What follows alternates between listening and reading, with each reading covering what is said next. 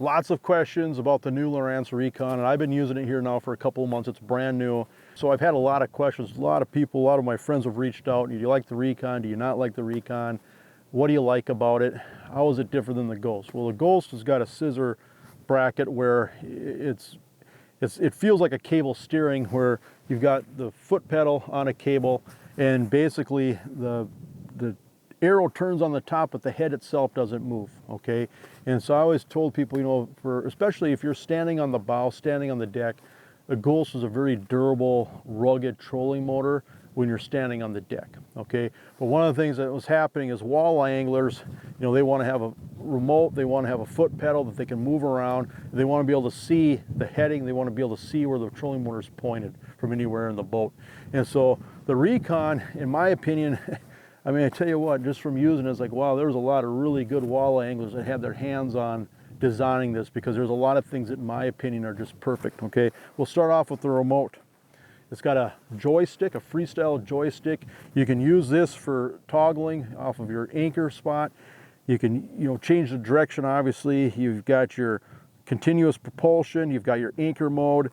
And here's what's really cool, is on the back here, there's programmable keys. So for example, I've got one short press set up for waypoint. I've got a short press set up on the number 2 key for course heading. I've got a long press for adjusting the distance or the range on active target.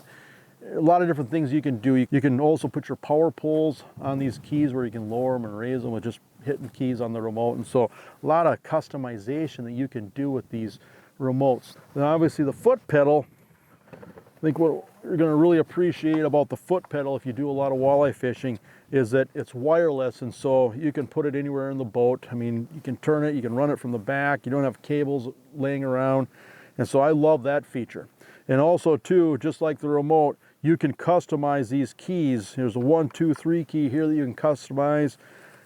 You can add more features to the remote just by going into the app, going on the remote or on the Lowrance unit itself to select what you want these keys to do. As far as the speed, that's probably the big thing. I mean, I've had trolling motors that were really fast. I had trolling motors that were painfully slow, okay? And I can tell you that whether you're using the remote or the foot pedal, this responds really fast. And so if you're fishing wing dams or fishing current where you really need to turn the boat at times, this motor does it. You can also adjust that anchor mode even more, where there's a feature on here called boat scale. So by just using the remote, you can tighten up your orientation even more.